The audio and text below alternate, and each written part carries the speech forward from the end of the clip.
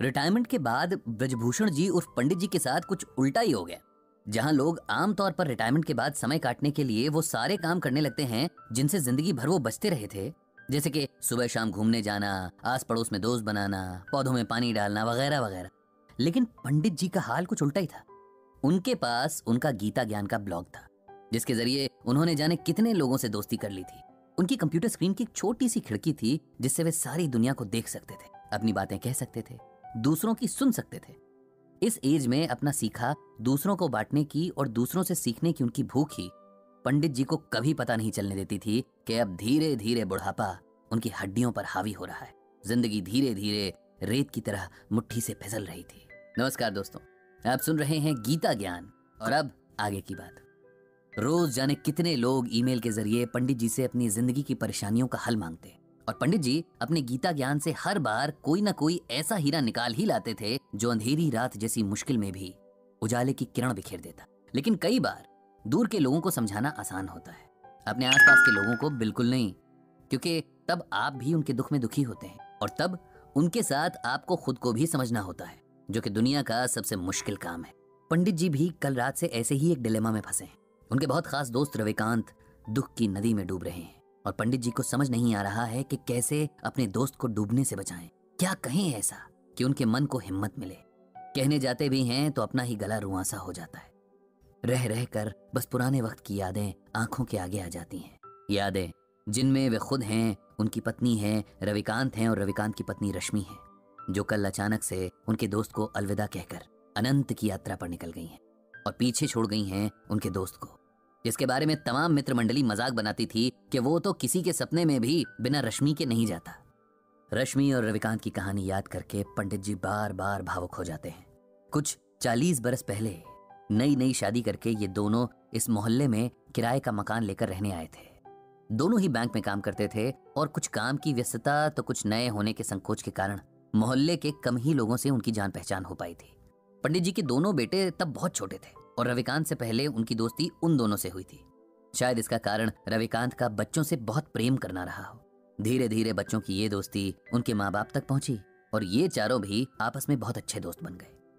ईश्वर के खेल भी अजब निराले हैं। जिस रविकांत को बच्चों से अथाह प्रेम था, उसी को औलाद के सुख से वंचित रखा। पंडित जी की पत्नी के साथ रश्मि ने जाने कितने डॉक्टर्स के चक्कर लगाए, कितने मंदिरों में माथा टेका, जाने कितने दिन भूखे रहकर व्रत उपवास किए, लेकिन औलाद भाग्य में नहीं थी, सो नहीं मिली। रविकांत ने कभी भी रश्मि के आगे ये जाहिर नहीं होने दिया कि संतान ना होने का उन्हें कोई दुख है, बल्कि वे तो रश्मि को समझाते रहते कि उसे सच को स्वीकार कर लेना चाहिए और एक कमी के पीछे जीवन की बाकी खुशियों को नजरअंदाज नहीं करना चाहिए। हालांकि रश्मि को यह मलाल सदा रहा कि वो मां नहीं बन सकी और वो हमेशा अपनी ममता पंडित जी के दोनों बेटों पर लुटाती रही। समय के साथ दोनों परिवारों की दोस्ती और मजबूत होती गई और हर सुख दुख एक दूसरे के सहारे आराम से निभता रहा। उन दोनों में अलग तरह का प्रेम और समर्पण भाव था। दोनों जहां जाते साथ जाते, यहां तक कि सब्जी लेने भी उनकी पसंद और नापसंद हैरान करने की हद तक एक थी। उनका स्वभाव भी एक जैसा। ऐसा लगता था कि जैसे दोनों की ही पर्सनालिटी एक ही रंग से लिखी गई थी। उनके मन एक ही सांचे में ढाले गए थे। एक दूजे के बिना उन दोनों की कल्पना भी नहीं हो सकती थी। और आज वही जोड़ा टूट गया था। जो अकेला छूट गया था, उसके बाकी बचे जीवन की कल्पना भी अब मन में सिहरन पैदा कर रही थी। किसी तरह बड़ी मुश्किल से रविकांत को सहारा देकर उन्होंने अंतिम क्रिया से जुड़ी विधियां करवाई थी। रविकांत का हाल ऐसा था कि जिसे देखकर पत्थर भी पिघल जाए। उसका विलाप, उसके आंसू देखकर तो मौत के देवता की आंखें भी भर आई होंगी। कभी मजाक में शायद रश्मि ने रविकांत से कहा होगा कि अंत समय में उन्हें गंगा किनारे जलाया जाए और उनकी अस्थियां मां गंगा की गोद में बहाई जाएं। सो उनकी इसी इच्छा का सम्मान करते हुए रविकांत ने पंडित जी से रश्मि को हरिद्वार ले जाने की बात कही और इंतजाम करने का अनुरोध किया। हरिद्वार के पूरे रास्ते जैसे रविकांत बेसुध थे। उन्हें देखकर ऐसा लग रहा था कि मानो ये दुख में डूब जाना चाहते हैं। न उनके उबरने की शक्ति बची थी और न ही इच्छा। रविकांत को कुछ होश नहीं था कि कब लोगों ने जबरदस्ती उनसे अंतिम क्रिया की रस्में करवाई और कब उन्होंने किसी और के सहारे से खड़े होकर रश्मि को अंतिम विदा देकर अग्नि के हवाले कर दिया। उनकी नजरों के सामने बस राख थी, ठंडी और बेजान। इधर अंतिम संस्कार के साथ आए लोगों के लिए पंडित जी ने नाश्ते का इंतजाम करवा दिया था।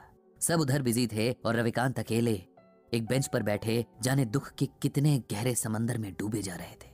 दूर खड़े पंडित जी ये सब देख रहे थे। उन्होंने तय किया कि उन्हें रविकांत को इस सदमे से बाहर लाना ही होगा, उन्हें सच को स्वीकार करने का हौसला देना ही होगा, क्योंकि अगर ये अभी ना हुआ तो कभी नहीं हो सकेगा। रविकांत के पास जाकर उन्होंने धीरे से उसके कंधे पर हाथ रखा और ऊंची आवाज में भगवद गीता का ये श्लोक पढ़ा। नैनम छिंदन्ति शस्त्राणि नैनम दहति पावकः न चैनम क्लेदयन्त्यापो न शोष्यति मारुतः। जानते हो रविकांत, इस श्लोक का अर्थ क्या है? श्लोक का अर्थ है, आत्मा को न औजार काट सकते हैं, न आग उसे जला सकती है, न पानी उसे भिगो सकता है, न हवा उसे सुखा सकती है। आत्मा अजर और अमर है। ये श्लोक श्रीमद् भागवत के दूसरे अध्याय में है, उसी गीता में जो स्वयं भगवान श्री कृष्ण के श्रीमुख से अमृत बनकर बरसी और जिसकी ज्ञान गंगा में भीगने वाला हर मन मोक्ष पा लेता है। रविकांत का ध्यान आज सुनी हुई सारी बातों में बस इसी बात ने थोड़ा सा उसकी ओर खींचा। उन्होंने पंडित जी से पूछा कि उनके सुनाए श्लोक का यहाँ क्या मतलब है, क्या संबंध है? क्योंकि तुम शरीर और आत्मा का फर्क भूल रहे हो मेरे दोस्त। अपनी प्रिय पत्नी के शोक में तुम इस सच को अनदेखा कर रहे हो कि उसका सिर्फ शरीर नष्ट हुआ है, उसे चलाने वाली आत्मा नहीं, क्योंकि आत्मा तो अजर अमर है। एक शरीर से दूसरे शरीर की यात्रा करती है, एक जन्म से दूसरे जन्म का फेरा लगाती है। जो मिटा वो मिट्टी थी, जो जीवन शक्ति थी वो अब भी वही है, किसी और मिट्टी में जान फूंकने चली गई है। उसके लिए शोक करना बेकार है, ये उस आत्मा का अपमान भी है। उसे सम्मान के साथ विदा करना ही समझदारी है। यही बात हमें गीता में भगवान श्री कृष्ण अर्जुन को समझाने के बहाने समझा रहे हैं।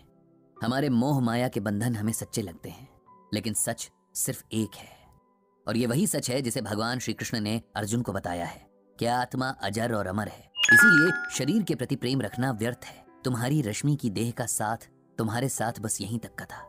इस सच को स्वीकार कर लो और उसकी मृत्यु को उसी भाव से स्वीकार करो जिस भाव से उसके साथ को स्वीकार किया था।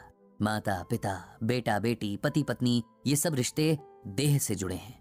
आत्मा इन रिश्तों से आजाद है। वो किसी अभिनेता की तरह बस किरदार निभाने तक देह में रहती है। किरदार खत्म तो आत्मा भी किसी और किरदार को निभाने निकल जाती है। जो अब तक जिया उसकी अच्छी यादों को समेट लो, वही जीवन की कमाई है। उसी के सहारे आगे का जीवन काटना है। उस आत्मा को प्रणाम करो और खुद को शरीर के मोह से आजाद करो।